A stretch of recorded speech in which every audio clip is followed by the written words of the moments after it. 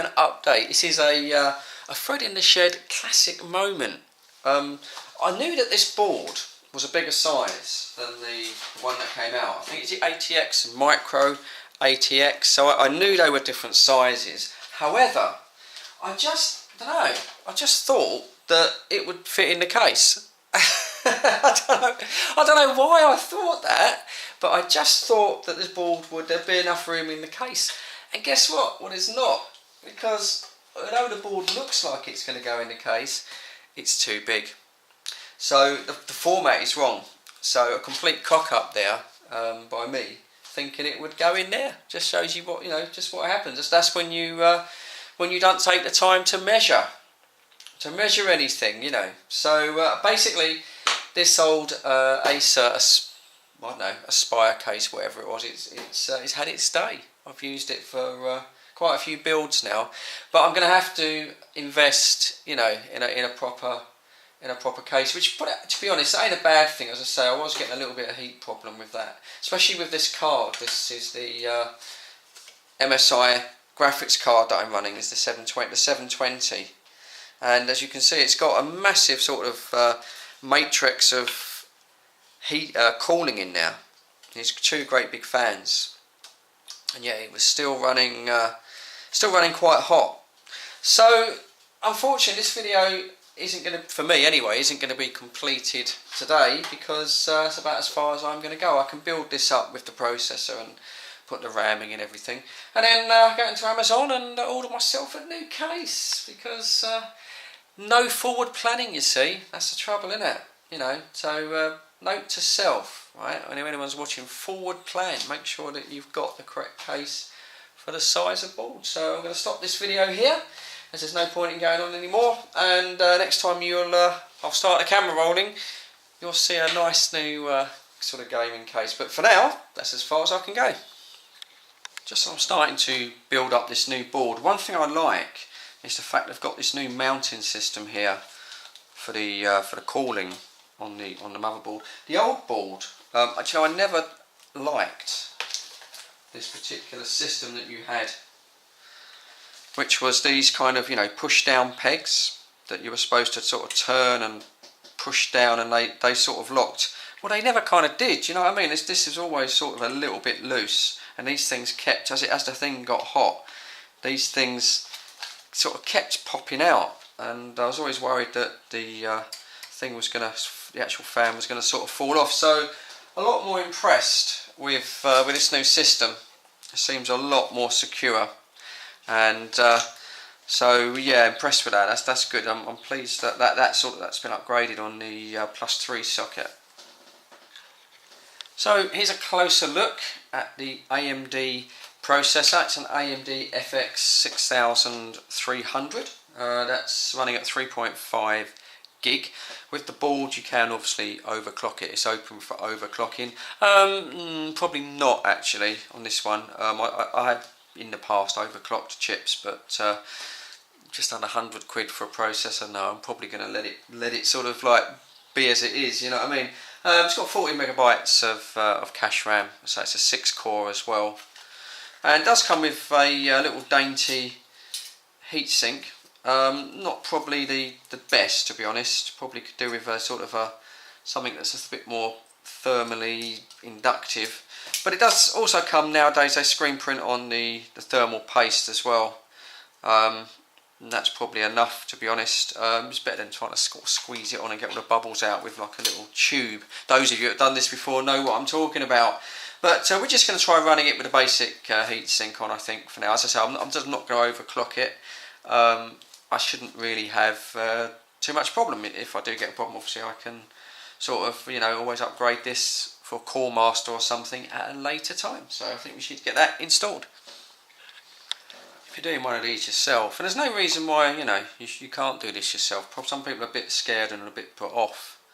But it is very easy, to be honest, compared to electronics. But you might notice on the base of the chip there, you get a little tiny gold arrow, which is part of the coppering on the board, and that coincides with a little arrow which you can't see, but on the socket itself. And as long as you've got your lever there pulled up at 90 degrees, just very carefully and simply slots in. I think it only goes in one way. I don't think you can get it wrong. And then you just have to hold that down with your finger, make sure it doesn't move, and then just very carefully pull down the lever, and that just locks. And that's it. Your socket's in, your processor's in. So much easier than it used to, the old systems years ago. So your cooler just sits on top, and then I've just done it on the other side. You just hook the little more of a sort of flimsy looking sort of catch there just over the little two pegs. It's a bit like how you're doing, isn't it? It's not brilliant, but it's better than those stupid pegs that used to go in. And then you just basically, you've got like a lever here, flick that down, and that's it. And that's completely secure. Remember to plug in your CPU fan, of course, otherwise you're going to have massive problems when you start up. Very careful, try not to bend these little pins. It doesn't seem to want to go. There we go. And that's it. A little bit of cable tying. I might just cable tie that out of the way. I might just call around there actually. Well, might just neaten that up a little bit. And that's the processor. That's it. That's all there is to it. Bob's your uncle. How simple's that? Fantastic. So I've got the RAM in, and that's always the way that I put in. If you put in dual RAM, I always sort of go 1, 3, 2, 4. These are all supposed to be matched anyway, but I did buy 2 pairs in 2 different colours, so I knew which batch was what, so that basically I could sort of make sure that I've got the 2 sort of matched pairs together. I don't know if that really makes any difference, but it's just what you sort of read on the internet, isn't it? Anyway, right, I will stop this video. I did say I wasn't going to show you me building this up, but when I started doing it, I thought, well, might as well show you. This is going on the Fred in the Shed 2 channel. That's what it's all about, guys. And it's just about showing videos as it happens, without waffling on a bit, without too much editing, without sort of too many mistakes, hopefully, but pretty much straight off the camera. Fred in the Shed 2, that's what it's all about. Anyway, join me on the next bit when I've got a proper case. But as for now, this is about halfway through. Thanks for sticking with it so far. Well, welcome back. It's been a whole week later. I haven't had any chance to build anything on this computer. Work's been a little bit crazy. Unlimited overtime if you want it. Just open docket overtime, but I actually don't want it these days. I just fancy coming home nowadays. I'm getting too old for that, fellas. But anyway, so in the week, as you can see, a nice big box here, and the new computer PC case arrived, eBay job, and this is the proper format now. It's not the smaller format, which smaller ATX format, which we had a problem with. So going to crack that open today and get on with it and rebuild a complete new machine. So a little bit more work to do. As you can see, got my dose of iron there, my vitamins and iron, liquid lunch on this Sunday. Haven't even got time to really take a proper lunch. So there's one thing I should do, which some of you older guys will understand. I haven't done this for a while, so here we go.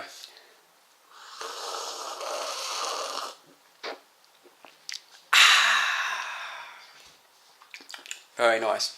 So you older guys will know what that's about. Anyway, going to crack into this, see what this case is like. Not an expensive case, just sort of a cheap gaming case from eBay. So we'll rip into that and let's see what we got for our money.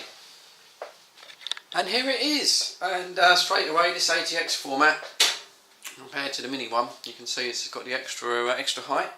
So here's the case. There are literally dozens of cases to choose for on eBay. I obviously wanted a metal one, and wanted one with the maximum amount of ventilation, because it can get quite hot when you're running gaming computers.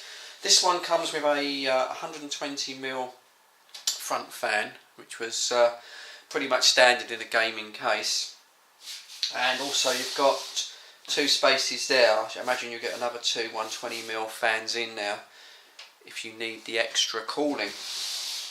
And also at the back, once again, you've got a smaller 80mm, I assume that is, cooling fan.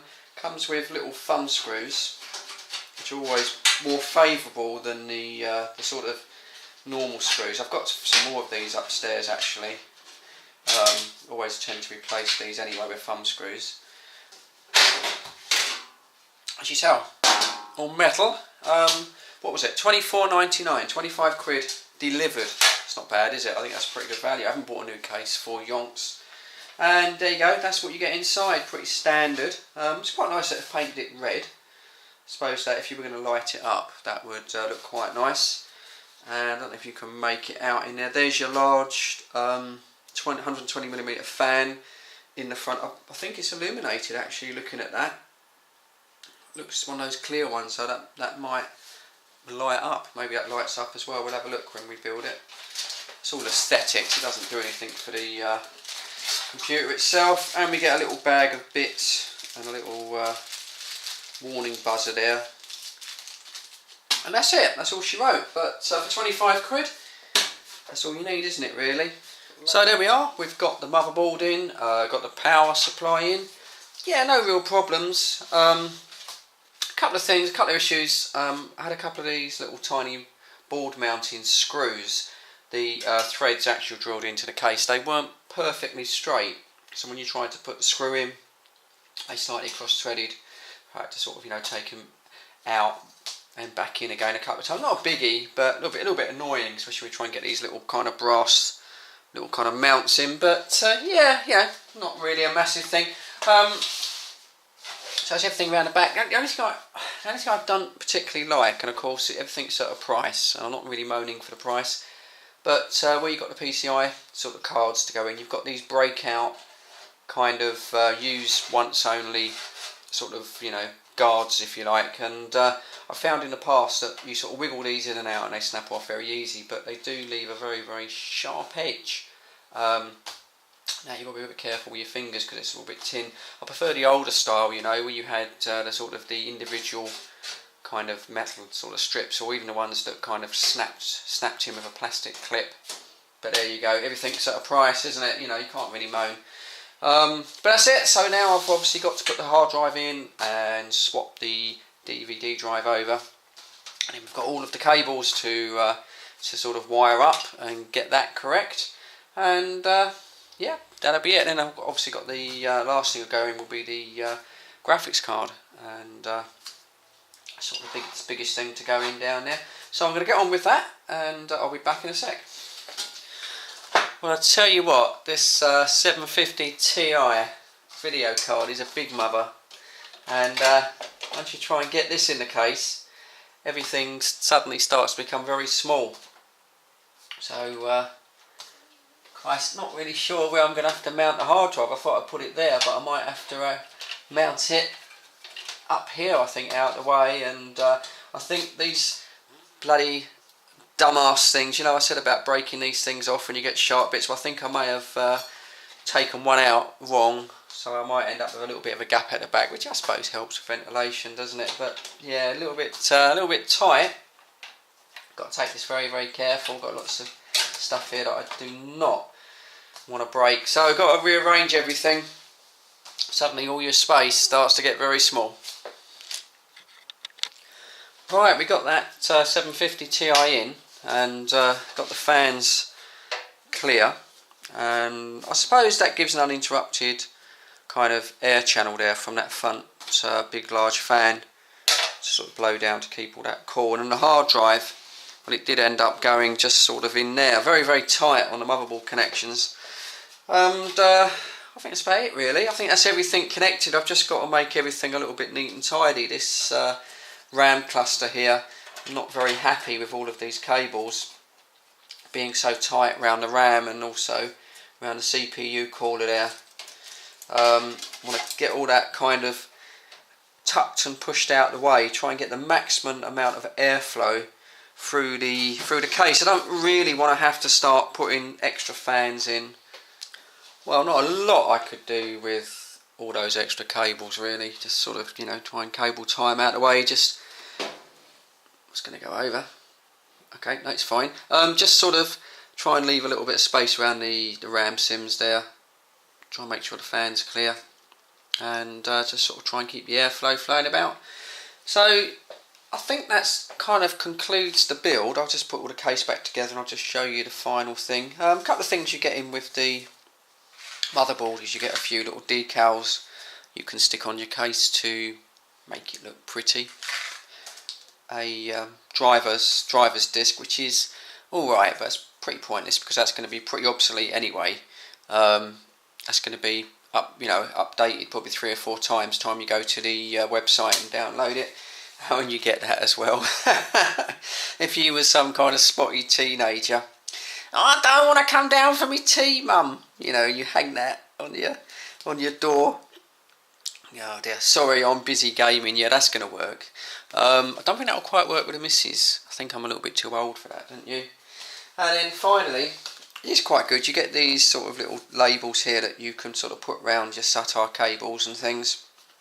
So if you're running multiple hard drives, then you know, it does get a bit confusing, I suppose. And that's it really. So I'm going to finish it off and put it all together, and that'll probably be it for today. I won't do any testing on camera. So overall, you know, if I can do it, I mean, like, you know, let's be honest. I'm a kind of like 50-year-old bloke in a shed. Do you know what I mean? I'm no computer engineer.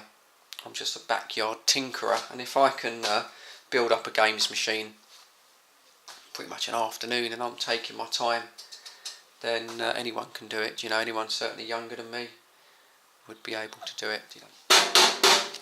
That's it. It's all done. It's all it's finally finished. It's very dark and black, isn't it? It's starting to get a bit dark outside as well. So I do apologise for the lack of light in here. But yeah, there we go. That's the back shot there. Got that graphics card in the end. I did have to put a little blank in there. You know, messed that up unfortunately, bollocks that, but there you go. And there's all the sort of plate, all the connectors, got the USB 3s there in blue, and also the PS2 gaming port, which is the mouse, which is quite important for gamers. And the money shot on the front, ta-da! There it is. And yeah, I know, I'm a sad bastard. I know, I did stick the little shield on. A little shield on, yeah, brought out the kiddie me and a little HyperX sticker and whatever. But anyway, so that's the new PC. That's going to go up in the attic. I've got a little bit of configuring to do. We're going to try and get that to run project cars. Hopefully on a sort of, you know, medium resolution would be nice. I will do another video later on once I've got all that set up and running. And mentioning the GT Amiga Simcade, the driving machine that I've got in the loft, we'll be doing quite a few videos on that, you know, in the future. Get Christmas out of the way because I'll be really busy, and then I fancy sort of building up a proper dashboard around the steering wheel with extra gauges. I'll probably invest on Sim Project's hardware. They do a little breakout board which enables you to drive little 12-volt car gauges. So yeah, I'm going to build up a sort of a nice dashboard on that, doing a bit more on the sim racing sort of side of things. So yeah, subscribe if you're interested to watch me build that. I'll catch it all on camera. Yeah, subscribe. That'll be on this Fred in the Shed 2 channel. Or obviously, if you haven't already seen it, my Fred in the Shed 1 channel, which you'll find a lot more shorter videos, a bit better put together, and lots of reviews and tests and radio stuff and that. So yep, go and check that out. But as for now, cheers, thanks for watching, thanks for sticking with it. As I say, once I've got this set up, I'll do another video and show it to you working. But cheers, as for now, catch you on the next one, and thanks for watching, guys.